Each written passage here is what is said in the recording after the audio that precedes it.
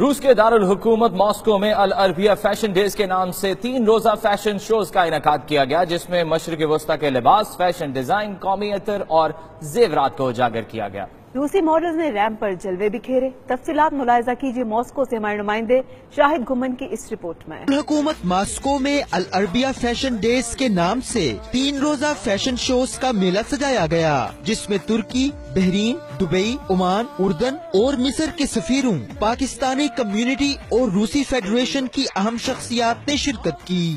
Fashion کی دنیا کے نامور سٹارز خصوصی طور پر فیشن شو میں شامل ہوئے۔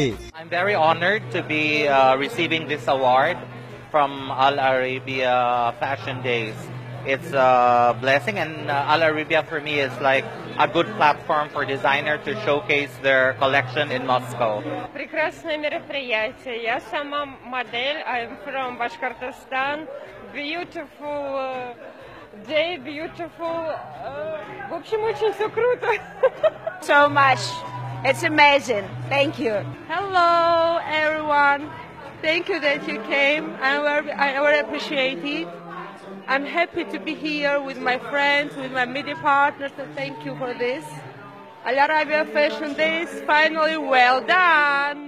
معروف پاکستانی ڈیزائنر راشد علی کے پارٹنر اور دبئی کے انٹرنیشنل برانڈ نے اپنی اپنی ملبوسات کی نمائش کی۔ اس کے علاوہ فیشن شو میں بچوں کے ملبوسات کی بھی نمائش کی گئی۔ ماڈل بچوں اور بچیوں نے ریمپ پر واک بھی کی۔ فیشن شو کے اختتام پر العربیبیہ فیشن ڈیز کی آرگنائزر لوئزا ایویئر، عرب ڈیزائنر ریان السلیمانی اور لانا ایویئر، روسی ڈیزائنر نوائرا آرتونین اور دیگر ڈیزائنرز میں ایوارڈز تقسیم کیے گئے۔ کیمرہ ٹیم کے ساتھ شاہد گھمن، 92 نیوز، روس۔